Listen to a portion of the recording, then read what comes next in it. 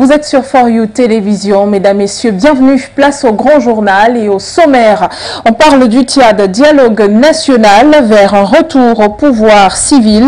Le pays, via la voie tracée par le PCMT Mahamat Idriss Déby Itno, marche vers le dialogue national prévu le 20 août 2022. Le président de la transition a signé ce lundi 8 août depuis Qatar un accord avec une trentaine de groupes politico-militaires destinés à lancer le dialogue national, bien que plusieurs désolidarisations aient été enregistrées. Nous y reviendrons dans ce grand journal.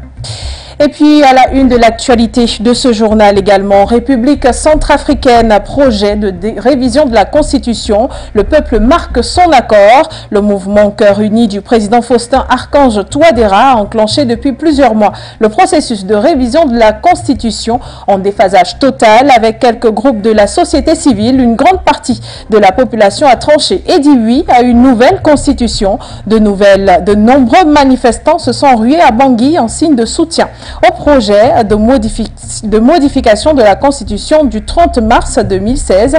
Avec l'analyste Kenye Charlie, on tente de comprendre les contours dans ce journal. Mesdames, Messieurs, voilà pour le sommaire et on démarre avec l'actualité du côté du Tchad où dans ce pays, la marche vers le dialogue national est totalement enclenchée avec la rencontre du président du Conseil militaire de la transition, le général Mahamat Idriss Déby Itno, qui a décidé de rencontrer donc quelques groupes politico-militaires. Une rencontre qui marque la fin des pourparlers qui avaient démarré le 13 mars 2022. C'était ce 8 août 2022. Pour le chef de l'État et quelques de ses interlocuteurs, il est difficile de comprendre la réticence de plusieurs Tchadiens à ce dialogue national. Les détails avec vous, Kouma Biti. C'est acquis. Un accord a été signé entre le PCMT et les politico-militaires à l'issue des pourparlers tenus à Doha, où se trouve le chef de l'État depuis quelques jours. Ce lundi 8 août 2022, après son tête-à-tête avec l'émir du Qatar, le président du Conseil militaire de transition, le général Mahamat Idriss Déby Itno, a rencontré la délégation gouvernementale et les membres du comité technique spécial chargé des négociations avec les politico-militaires à Doha. Un point sur les pourparlers qui ont commencé depuis le 13 mars dernier a été fait au chef de l'État. La rencontre a abouti à la signature d'un accord avec une quarantaine de groupes de rebelles destinés à lancer un dialogue national le 20 août 2022 à N'Djamena. Parmi les groupes rebelles, il y a le réfractaire de toujours, le Front pour l'alternance et la Concorde au Tchad. L'un des principaux groupes rebelles n'a pas signé l'accord malgré les espoirs des médiateurs à Doha qui ont cherché à le convaincre jusqu'à la dernière minute. Pour les groupes armés tels que l'Union des forces de la résistance de Timam Erdimi et l'Union des forces pour le développement et la démocratie de Mahamad Nouri, ne trouvent aujourd'hui aucune raison de rester en marge de la politique de réconciliation nationale engagée par le Conseil militaire de transition et son président le général Mahamat Idriss Déby Itno. Le dialogue national inclusif, dont la date est fixée le 20 août, est un rendez-vous à ne pas manquer. Cette signature intervient après 5 mois de négociations entre le Conseil militaire de transition tchadien et les groupes armés qui ont débuté en mars après plusieurs reports pour mettre fin à des décennies de troubles et d'instabilité au Tchad. En République démocratique du Congo, en République centrafricaine à présent, l'opposition centrafricaine a maille à s'entendre. Deux communiqués rendus publics le 6 août 2022 l'attestent d'ailleurs. Il s'agit de la désolidarisation d'une coalition démocratique par le Kwanakwa, parti d'opposition, et le désaveu de ses membres. Un fait qui vient fragiliser le barrage au projet de révision de la Constitution par le président Faustin Archange Touadéra. Des détails avec vous. Noira.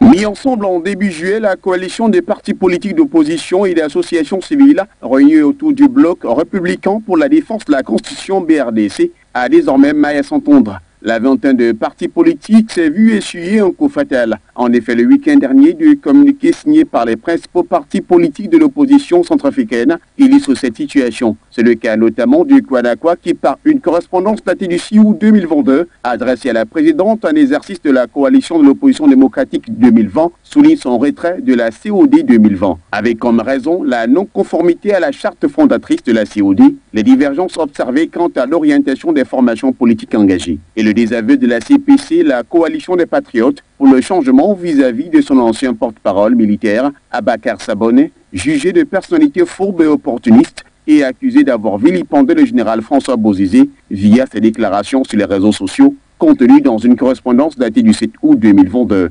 Au regard de ce qui précède, la situation actuelle au sein de la classe politique de l'opposition centrafricaine justifie à juste titre le divorce qui vient d'être signé entre ses principaux leaders. Ce qui fait échouer toute tentative de l'opposition centrafricaine apparaît la voie au projet de modification de la Constitution de la République centrafricaine du 30 mars 2016 visant à empêcher au président Faustin Archange Touadéra de briguer un troisième mandat. Et à juste titre, les populations sont descendues dans la rue samedi dernier pour soutenir les autorités centrafricaines.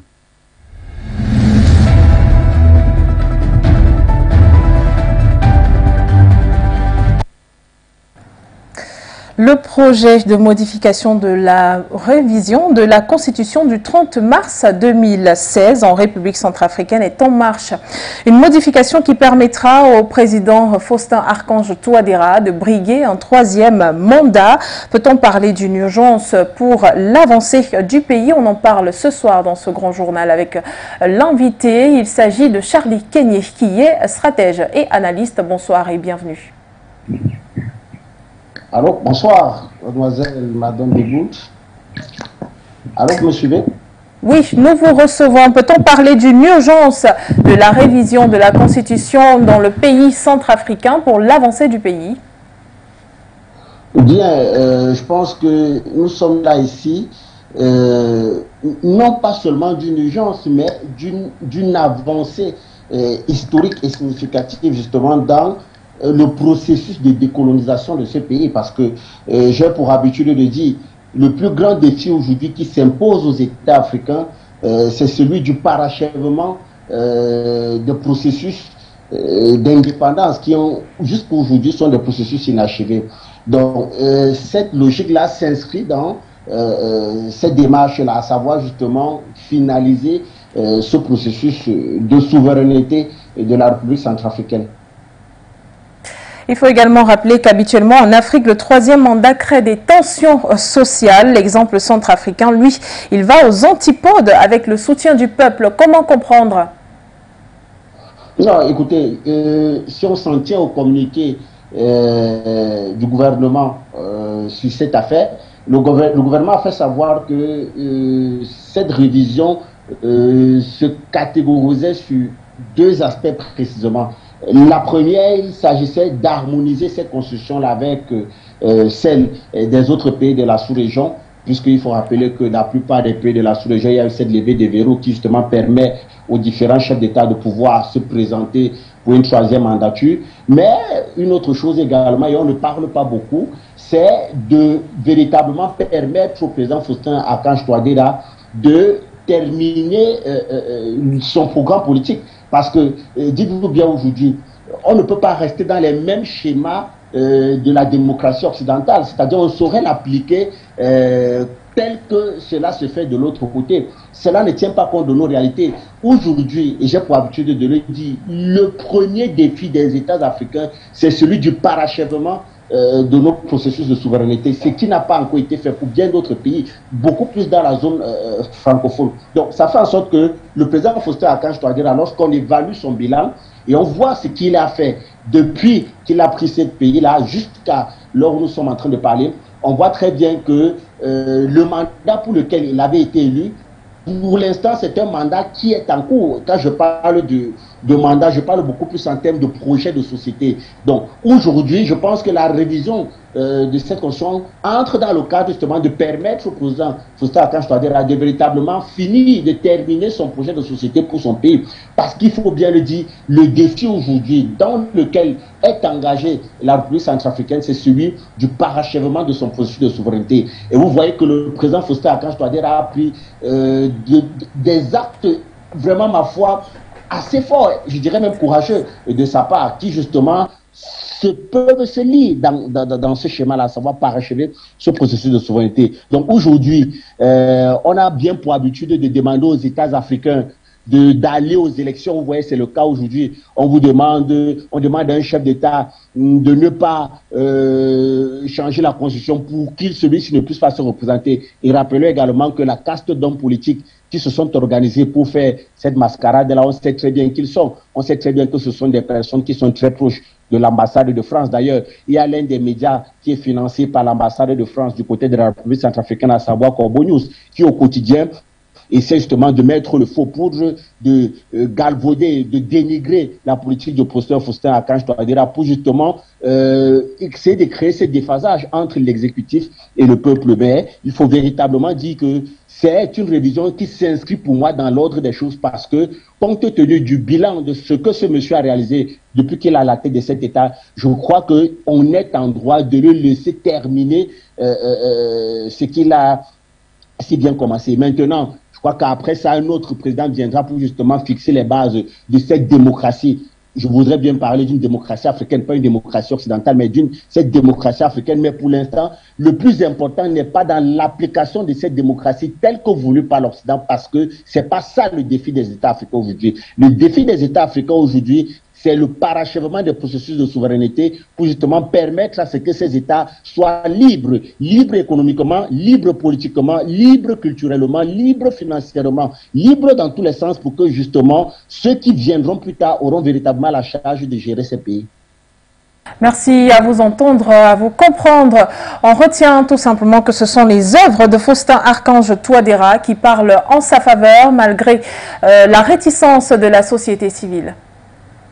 Non, la réticence d'une caste de la société civile, parce que la société civile en elle-même, je crois que le reportage nous faisait savoir, suffit que la société civile en elle-même, elle est pour cette révision de la Constitution. D'ailleurs, au niveau de Bangui, on a eu des marches de soutien justement au président Faustin Archange Touadéra pour que celui-ci puisse véritablement poursuivre l'œuvre qu'il a si bien commencé. Rappelons que lorsque le président Faustin Archange Touadéra arrive au pouvoir à Bangui, le gouvernement de Bangui contrôle à peine 20% du territoire. D'ailleurs, les rebelles étaient aux portes de Bangui. Je me souviens, en 2019, lorsque j'ai visité ce pays, les rebelles étaient au quartier PK26. PK26, c'est à quelques mètres de la capitale. C'est-à-dire que c'est à l'entrée même de la ville. Donc, vous comprenez que rendu aujourd'hui en 2022, si on s'en tient aux chiffres officiels qui sont mis à Mondovision par l'État centrafricain, le gouvernement de Bangui contrôle pratiquement un peu plus de 90% de son territoire. On voit très bien qu'il a posé un ensemble d'actes assez forts, assez courageux, qui aujourd'hui montre à suffit que celui-ci est inscrit dans ce défi-là, à savoir véritablement libérer son peuple. Donc,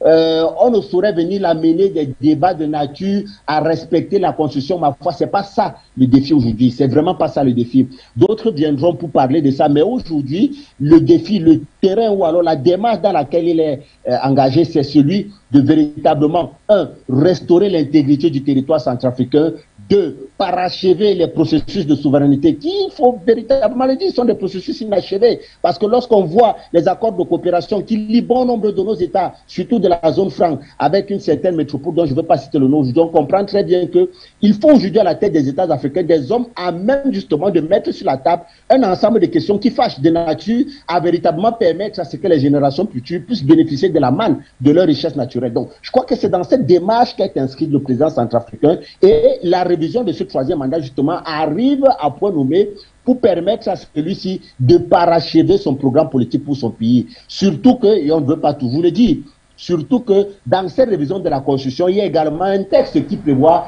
le fait qu'il serait impossible dorénavant pour les binationaux de candidater aux élections présidentielles. Moi, je trouve que c'est une avancée considérable parce que, véritablement, quand on voit ceux qui se sont succédés à la tête de ce pays-là par le passé, on ne le dit pas assez, c'est un peu comme ça dans la plupart des États africains, surtout de la zone franc. La plupart sont des personnes sont des binationaux. Et quand je parle des binationaux, je parle ici des personnes qui ont la nationalité de leur pays respectif, en même temps ils ont les nationalités françaises, suisses, belges et autres. Alors comment pensez-vous que de tels individus puissent véritablement arriver à la tête des États et penser pour leur peuple? Donc je pense que c'est une loi qui arrive à point nommé, qui interpelle même les autres États de la sous-région à véritablement entrer dans cette logique-là. Parce qu'on ne saurait aller ou alors accéder à des hauts postes de responsabilité et prétendre d'être d'une autre nationalité. Est-ce que vous vous imaginez le président français se revendiquer d'une nationalité autre que la nationalité française? Est-ce que vous vous imaginez un président belge se revendiquer revendiquer d'une nationalité,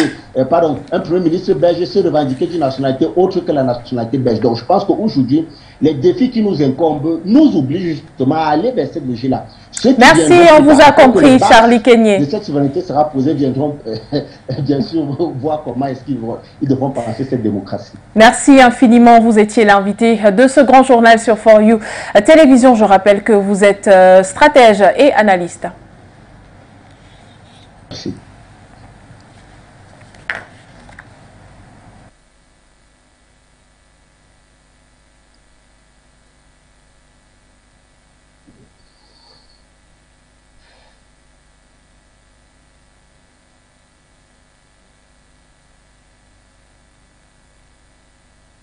De manifestants du mouvement anti-français Yéré Wolo s'est réuni le 5 août dernier. C'était à Dakar dans le but de réclamer le départ de la mission multidimensionnelle. La MINUSMA a été sommée de s'en aller avant le 22 septembre prochain. Retournons sur cette actualité avec vous, Kwetu.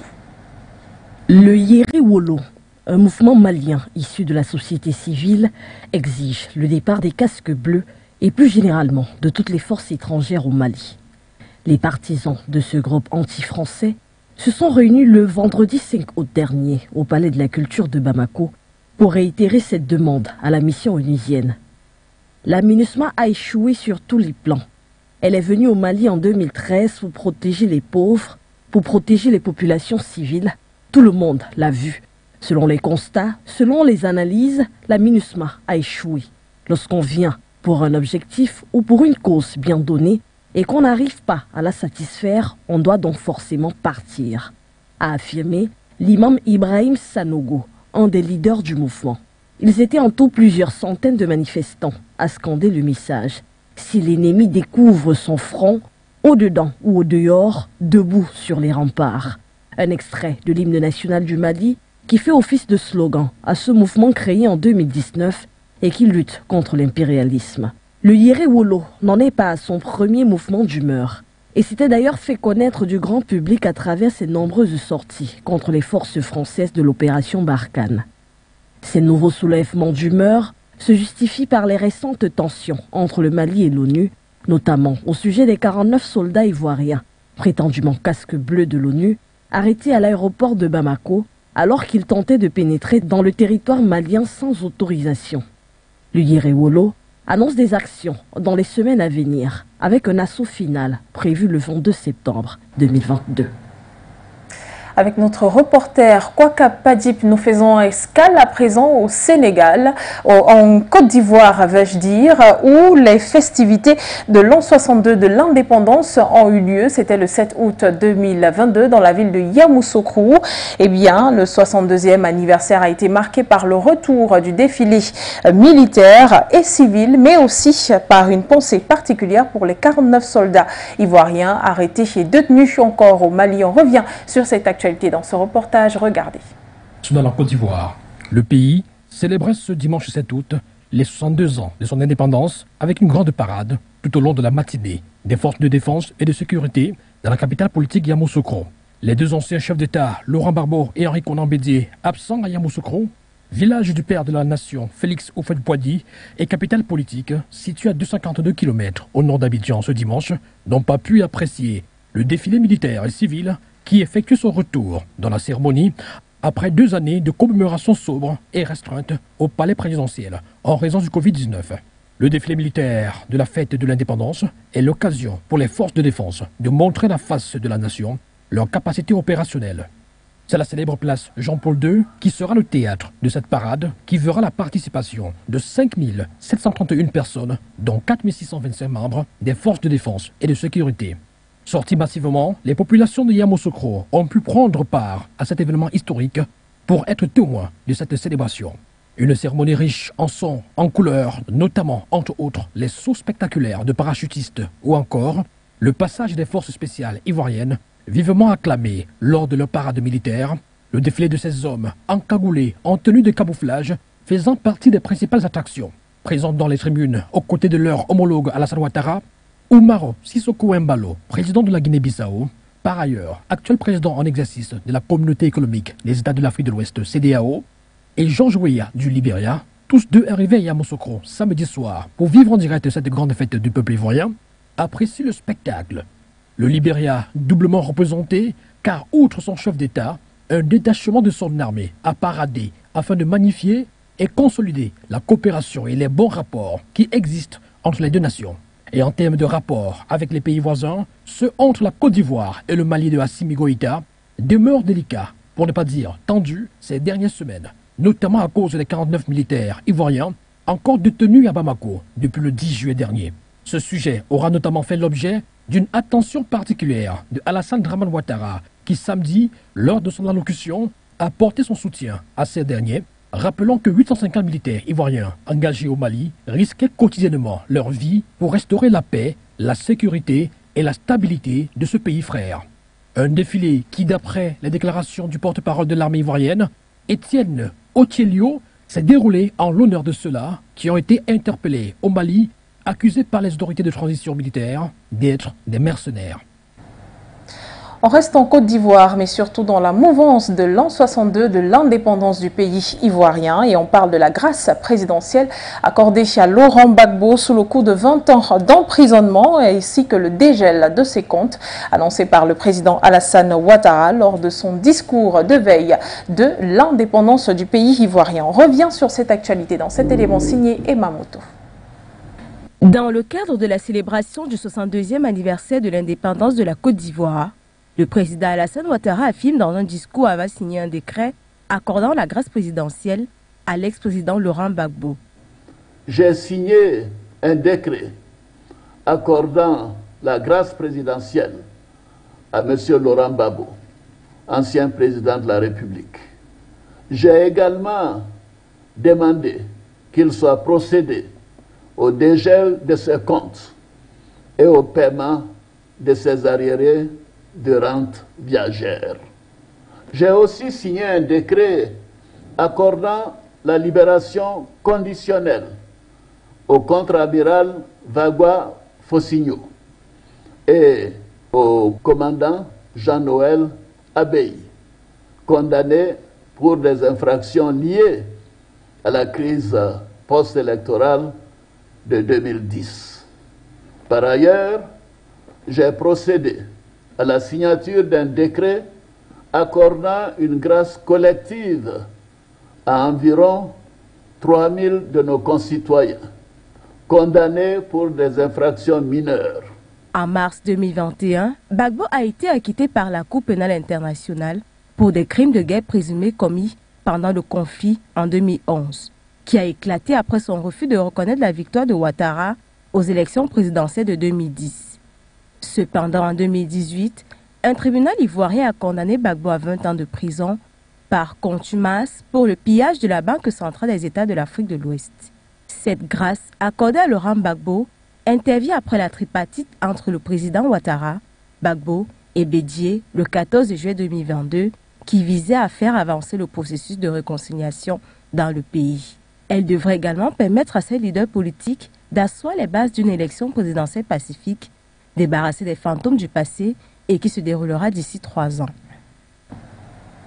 On part de la Côte d'Ivoire à présent pour se rendre au Kenya où la présidentielle bat son plein. D'ailleurs, à 24 heures des votes, près de 22 millions de votants sont attendus le 9 août prochain aux urnes afin de décider du successeur de Uhuru Kenyatta, président actuel et en place depuis 2013, en impossibilité de briguer un 3e mandat. Bala revient sur cette actualité pour nous. Plus que quelques heures et le Kenya aura un nouveau président. Prévu le mardi 9 août 2022, les deux favoris à la présidence, Raila Odinga, 77 ans, et William Ruto, 55 ans, sillonnent depuis quelques mois déjà le pays kényan, distribuant différents lots. Casquettes, aliments ou argent en petites coupures lors des meetings quotidiens, destinés à convaincre les 22,1 millions d'électeurs appelés à voter.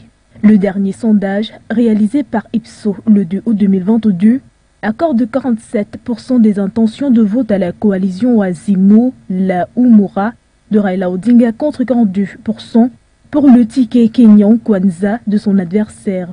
Les Kenyans sont donc appelés aux urnes mardi pour choisir le successeur d'Uhuru Kenyatta, en poste depuis 2013 et dans l'impossibilité de briguer un troisième mandat.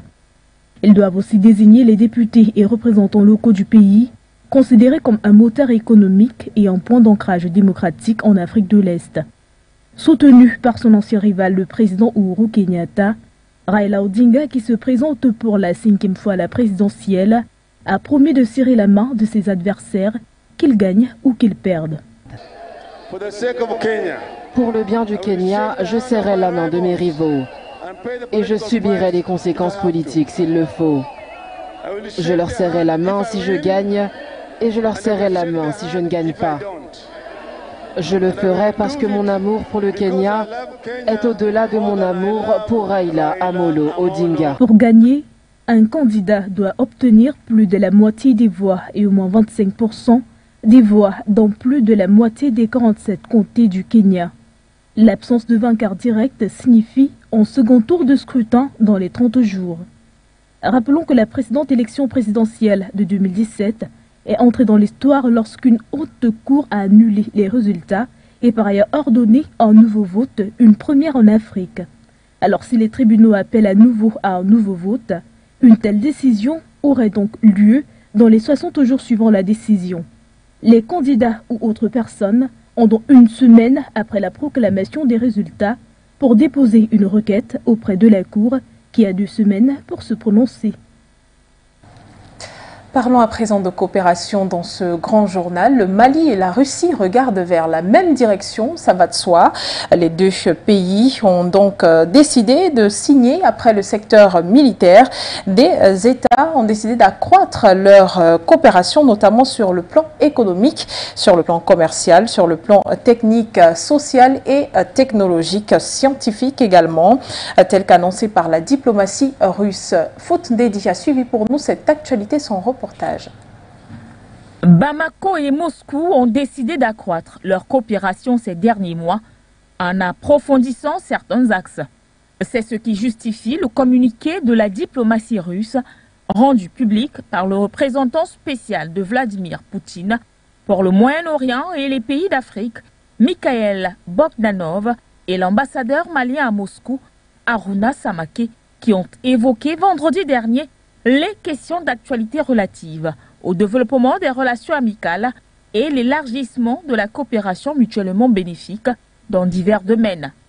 Le document précise également que la réunion a confirmé l'intention de Moscou et de Bamako d'approfondir le dialogue politique et de renforcer la coordination des positions de principe sur les questions d'intérêt mutuel examinées à l'ONU et dans d'autres formats multilatéraux. Cet échange a eu lieu à l'initiative de la partie malienne.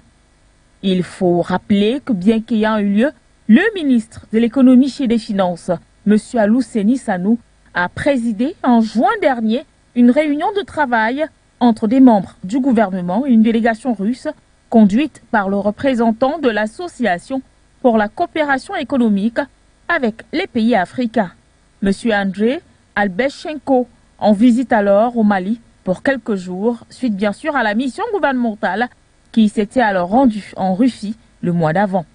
Cette rencontre a donc servi de cadre d'échange sur les modalités pratiques de mise en œuvre des projets communs dans le cadre du renforcement de la coopération sur les plans économiques et commerciaux.